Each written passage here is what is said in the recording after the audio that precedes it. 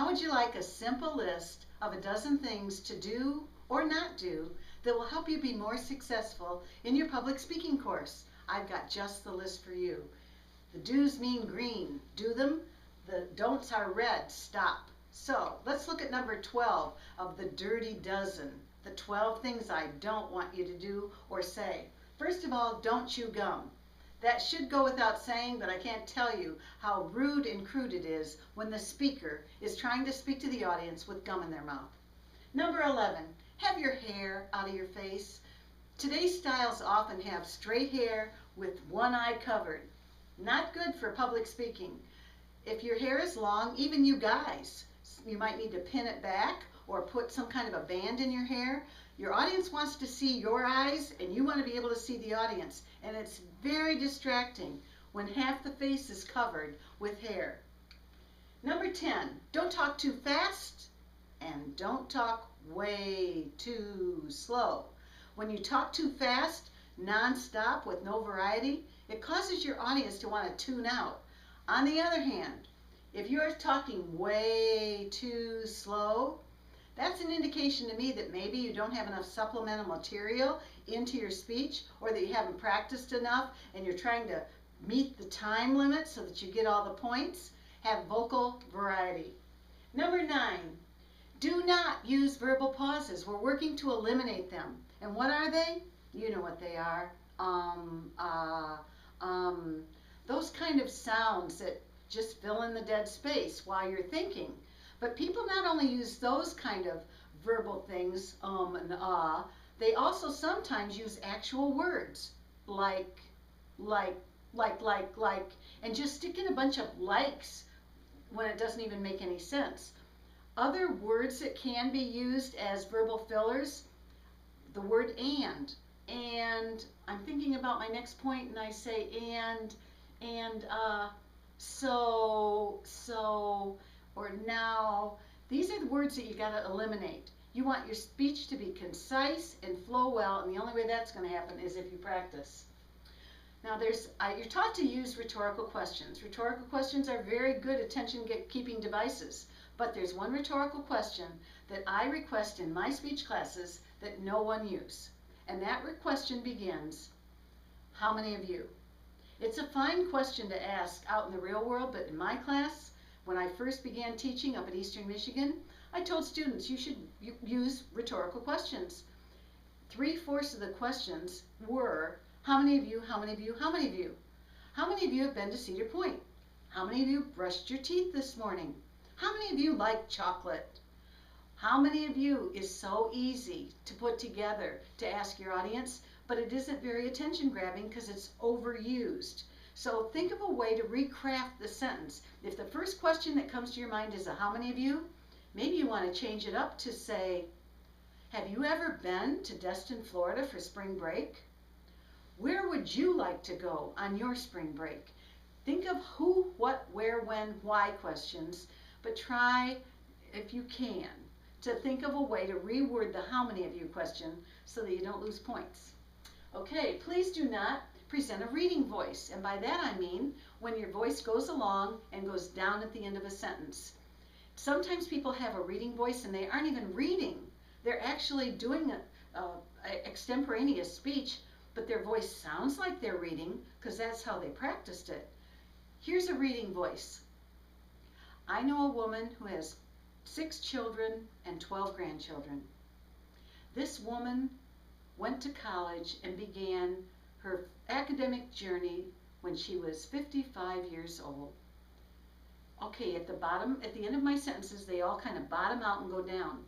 Instead, we want the sentences to sound something like they would say them on the nightly news. For example, I know a woman who has 6 children and 12 grandchildren. She didn't even start college till she was 55 years old. Can you hear me go up at the end of my sentences? That's not a reading voice. You also don't want to be monotone. You want to have vocal variety. Number 6, please don't apologize for anything in a speech. Don't apologize for not practicing. Don't tell us you went to bed too late, didn't get enough sleep. Don't apologize that you're feeling kind of sick today.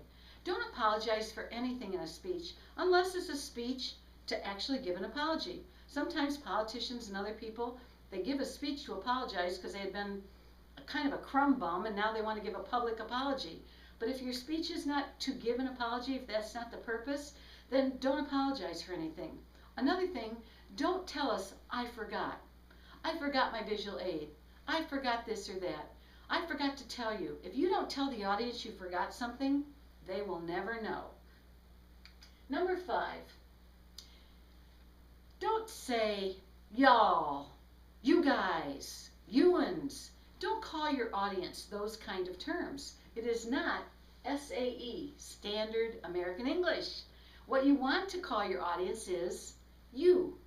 Simple, but that's the way to do it. So I don't want to hear you saying you guys, y'all, you'uns. Please do not introduce yourself at the beginning of your speeches. This doesn't need to be done in an online course or a hybrid course. If you're posting a speech, right underneath the speech, it's going to say what the name of the person is, and it'll have your name. Or in an on-site class, you already know. Online classes, when you come in on speaking day, you sign the board and put your speaking order on the board. So we know who's going to speak next, and we know who's speaking. So don't begin a speech with, hi, my name's Jerry Burnett. Don't begin that way. Begin with one of the 12 effective types. Number 3 says, do not assume that your audience knows what you know.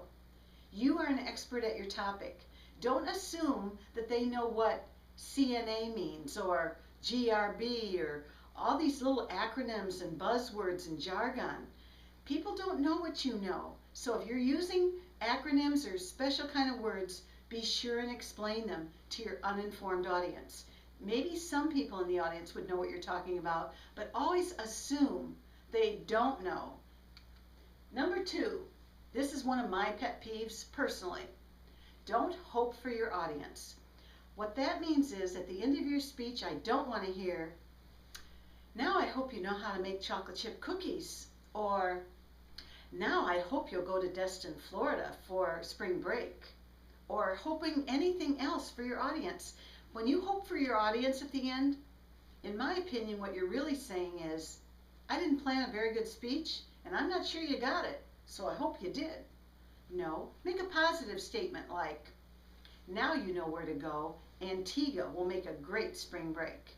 You want to make a positive statement at the end, not a, I hope the audience, whatever. Now you can hope for yourself. You can say statements like, I hope to become a doctor. I hope to get an A in this class. To hope for yourself is okay, but don't hope for your audience. And our last number 1, do not do in your speeches. Do not say in your speech, today I'm going to tell you about 3 important things in my life. Today I'm going to explain lipids. Today I'm going to show you how to bake chocolate cookies. Okay, today I'm going to tell you, why do I not want you to say that? Or, today I'll show you, my speech is about, we all know you're giving a speech, you don't tell us my speech is about. Or, I'm going to explain to you, what's wrong with these? Let's take the first one. Today I'm going to tell you. Today. It doesn't need said. Everybody knows it's today. Today I'm. Who else is speaking? We know you're speaking. I'm speaking. Today I'm going to tell you. We know you're going to tell.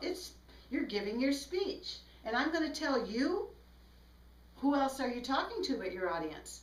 This is just a non-important, useless.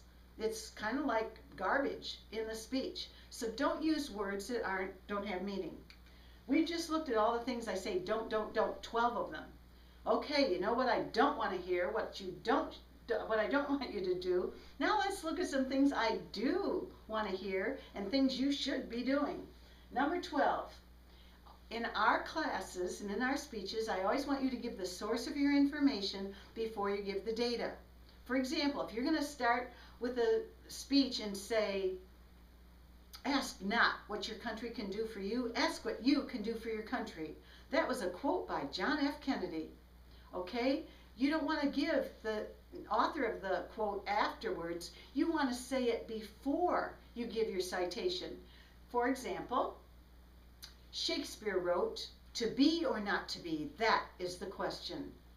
I want to hear the source of your information before you give your information. Now in the real world, it doesn't really matter if you give it before or after, as long as you give it. Otherwise, you're plagiarizing.